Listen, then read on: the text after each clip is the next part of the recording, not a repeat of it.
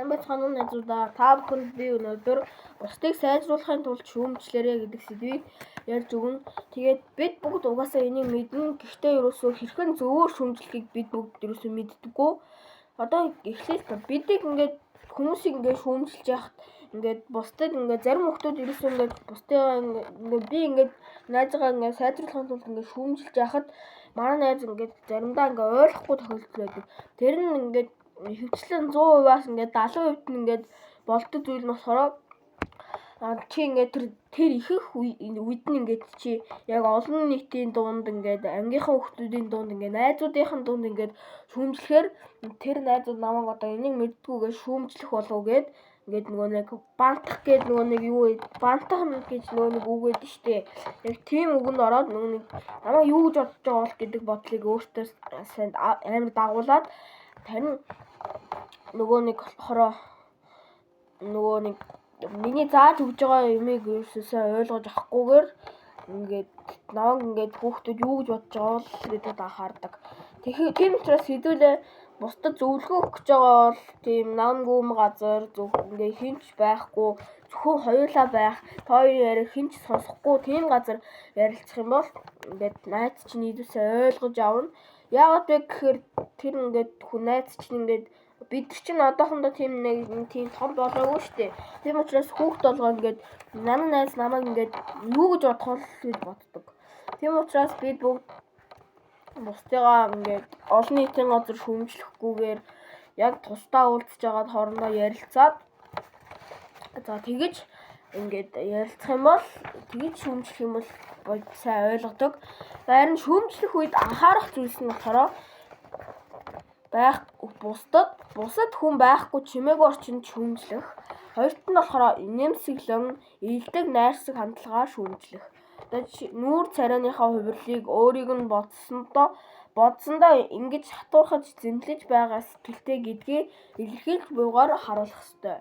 Харин гурав дахь нь болохоор эхлээд тухайн хүний сайн давуу талыг магтан сайжруулж өгөх хэрэгтэй. Энэ бол маш чухал. Тэгэхгүй чи шууд эхлээд ингээд тэр хүнийхээ ингээд муу талыг ярьж өгөөд ерөөсөө эн чинь болохгүй байна. Чи энийг л засах ёстой. Тэгэхгүй бол ерөөсөө чи ингээд хол явахгүй болохгүй гэж ярьж болохгүй. Тэрний оронд чиний энэ зүйл чинь болж байна. Энийгээ чи засчих юм бол ингээд чиний одоо энэ талаар ингээд чи энэ талаар төсөл бичих жаахаар чиний энэ төсөл чи ингээд гоё төгс болох гээд байна гэж хэлж өгнө. Харин дөрөв дэх нь болохоор хамгийн сүүлчийнх дөрөв дэх тип нь болохоор нөгөө хүнийхээ сэтгэлийг шархлуулахгүйгээр тэр хүндээ ойр дотн байгаагаа илэрхийлэх хэрэгтэй. Одоо энэ бол гуравтай холбоотой. Одоо ерөөсөө сэтгэлийг шархлуулна гэх юм бол чи шууд ингээд эхлээд буруу зүйлийг нь ярьжвал тэр хүн чамд гомдчихно гэсэн үг. Тийм учраас бид миний яг саяны ярьснаар ингээд төрүүл сайн талыг нь ярих хэрэгтэй. Энэ тав дахь нь болохоор тухайн хүнийг сайжруулах, хөгжүүлэх зорилгоор шүүмжлэх. Тэрнээс хий дэмий зүгээр л ингээд хийж чадахгүй юм яриад юм байхгүй. Хийж чадахгүй зүйлээ л ингээд мөрөөдч тэгж ярих юм бол тэр найз чинь угаасаа ингээд чиний тийм үгийг хүлээж авахгүй. Тийм учраас яг ингээд бусдыгаа сайжруулах, хөгжүүлэх зорилгоор шүүмжлэнэ.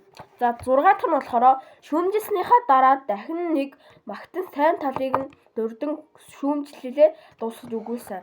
Одоо би сүүлд нь одоо ингээд чи тэрийгэ засчих юм бол сайн болно гэдэг ингээд төгсөхгүй байна гэдэг нь болохоор ийм учиртай.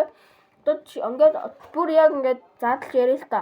Тэгвэл ингээд эхлээд бид бүгд ярилцахдаа ингээд яах ингээд бүр нөгөө хөнгүү тийм ингээд ямар ч чив чимээгүй тийм гоё орчинд ингээд найзтайгаа ярилцсан. Тэгэж ярилцахдаа эхлээд ийдгээр ингээд найрсаг хандлагаар шүүмжлэн. Харин гурав дахь нь болохоор бид бүгд ингээд найзынхаа эхлээд сайн талтай болж байгаа юм ярина. За чиний энэ төсөлт чинь утга найруулга нь сайн байна. За дөрөв дэх нь болохоор за чи ингээд одоо ингээд үгийн тоо чинь хэтэрхий бага байна. Үгийн тоогоо тэгээд хамгийн сүүлд нь болохоор 5 6 нь болохоор чи үгийн тоогоо сайжруулчих юм бол энэ төсөл чинь үнэхээр гоё болж байна гэд хэлэхэд ингээд тэр найз чинь хүлээж аавна гэсэн үг. Тэгээд хэдүүлээ бусдыг маш гоё ийдгээр тэгээд сайжруулахын тулд шүүмжилцгээе. Тэгээд энэ бичлэг маань таалагдсан бол лайктаар, subscribe хийгээрэй. Баяртай.